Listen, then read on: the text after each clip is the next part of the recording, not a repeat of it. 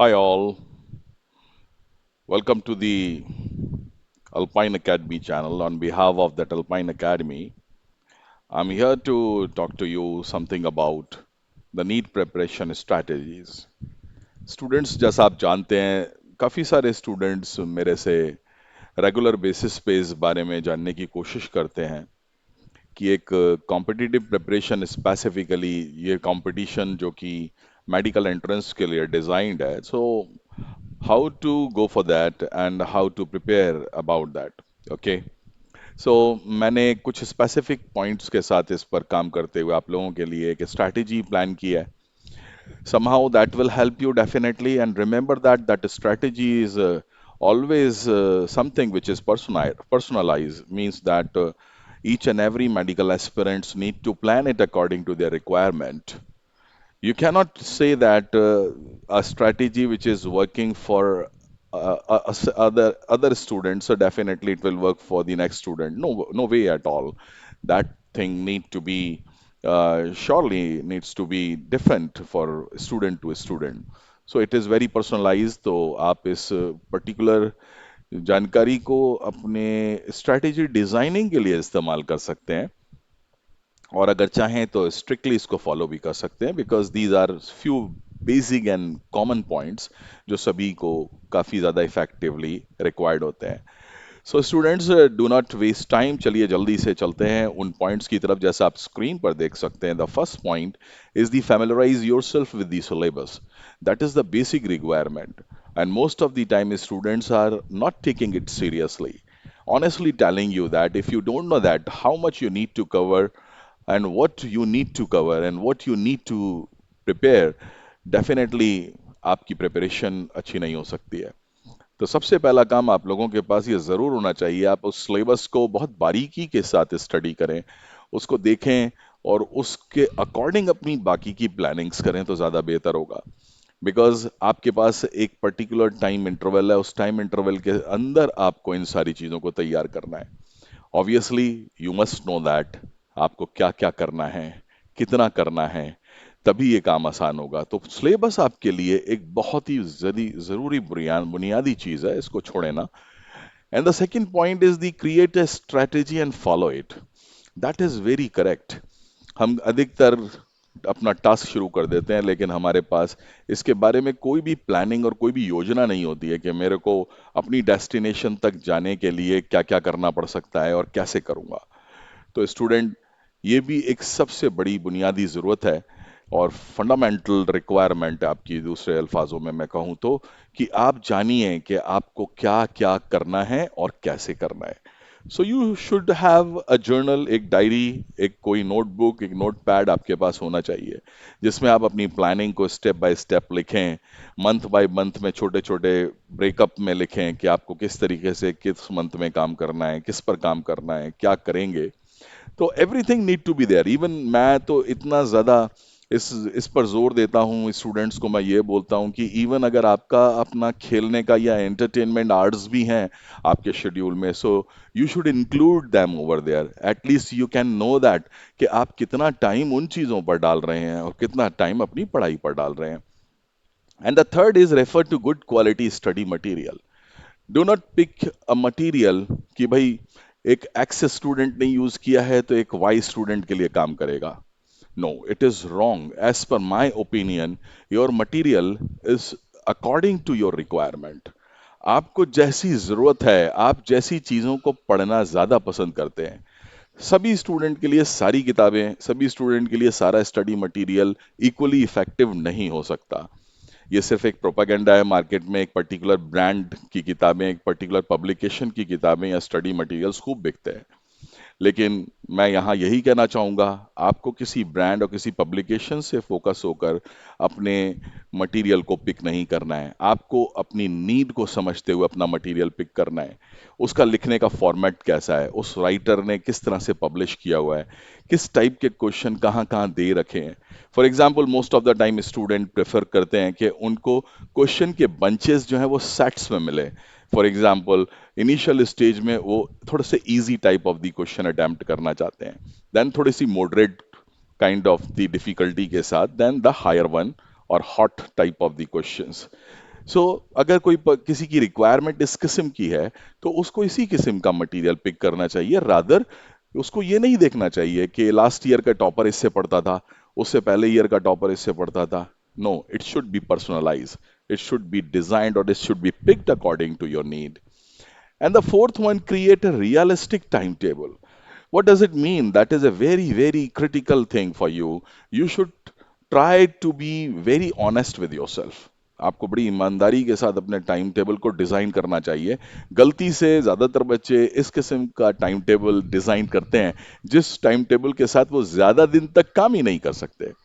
For example, आपने इतने tough hours उसमें डाल लिए कि अब आपकी वो कंसिस्टेंसी नहीं रहने वाली है। फॉर वीक और couple of the week you can work on it and उसके बाद आप एकदम से स्लगिश हो जाते हैं, चीजें छूटने लगती हैं एंड आपकी जो प्रिपरेशन की जो गाड़ी है उसका पूरा डिरेलमेंट हो जाता है। So that is unrealistic approach. You should try to create a realistic time table and finish the important topic first. That is also very important. But how do you know that कि आपके लिए क्या important है? मैं यहाँ पर वही बात दोहराता हूँ कि आपके लिए वो इम्पोर्टेंट है जो कंसेप्ट्स आपके अधूरे हैं, जो कंसेप्ट्स आपके हेजी हैं, जो कंसेप्ट आपके फुली प्रिपेयर्ड नहीं है।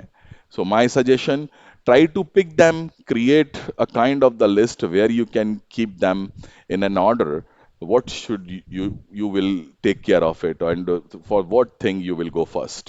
So इस टाइप की चीज करने से, इस अप्रोच से जाने से आप अपनी वीक पॉइंट ट्रेनिंग में बहुत अच्छे साबित होंगे। और and gradually you will pick on them and surely accumulatively altogether that will give you a great impact on your preparation. Then afterwards make your own notes. ये भी एक गलती करते हुए स्टूडेंट्स को मैं अधिकतर देखता हूँ कि अपने दूसरे साथियों के नोट्स को यूटिलाइज करके वो इसमें आगे जाने की कोशिश करते हैं। ये बिल्कुल गलत स्ट्रैटेजी है, गलत टेक्निक है। हर एक स्टूडेंट्स की रिक्वायरमेंट के अकॉर्डिंग नोट्स होने चाहिए और उन नोट्स में वो उन्हीं चीज़ों को रखना पसंद करता है जिन चीज़ों को वो रेगुलरली रिवाइज करना चाहता है, रेगुलरली प्रिपेयर करना चाहता है, रेगुलरली उनको दोहराना चाहता है। तो मेरा सजेशन आपको यही होगा कि आप अपने नोट्स खुद बनाएं और अपने नोट्स को अपनी ज़रूरत के मुताबिक बनाएं। Keep enough time for the revision as most of the students are doing, कि पढ़ तो लिया syllabus but they are not good on revision. That is the basic requirement. Human brain की एक कैपेसिटी है, that is a limited kind of the learning ability over there. तो कुछ समय के बाद चीज़ें थोड़ी सी धुंधली होने लगती हैं, थोड़ी हेजी होने लगती हैं, फिर वैनिश भी हो जाती हैं। तो ये बहुत ही ज़्यादा ज़रूरी है कि आप कनेक्टेड रहने के लिए एक सिक्वेंशियल मैनर में एक अपना रिवीजन टाइम टेबल पैरेलल चलाएं और उसके लिए समय भी रखें जिसके साथ आप उसको समय समय पर दोहराते रहें। इसके बाद आपको मॉक टेस्ट यानी एक नीट टाइप के टेस्ट की सीरीज पिक कर लेनी चाहिए।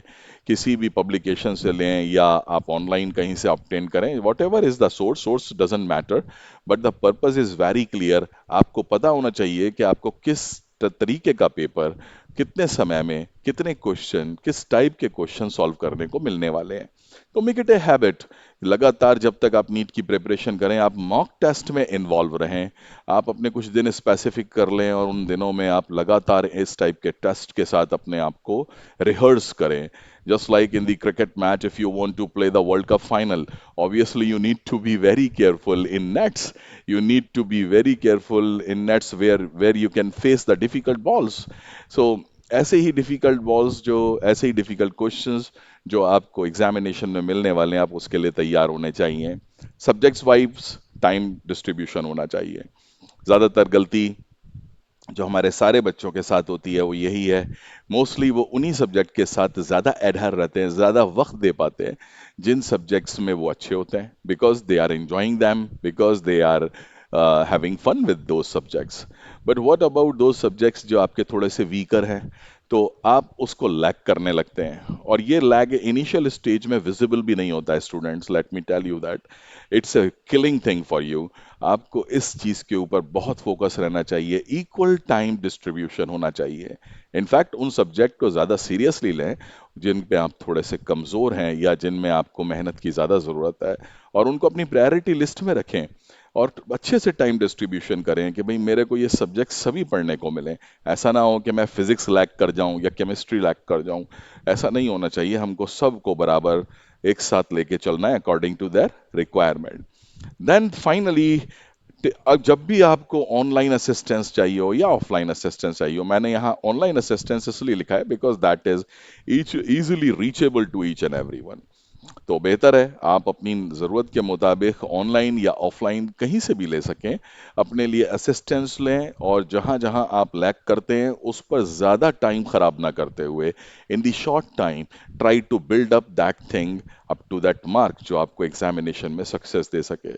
तो आई होप ये जो मैंने कुछ बातें आपके साथ डिस्कस करी हैं, श्योरली ये आपको एक अच्छा प्रिपरेशन स्ट्रैटेजी देंगे।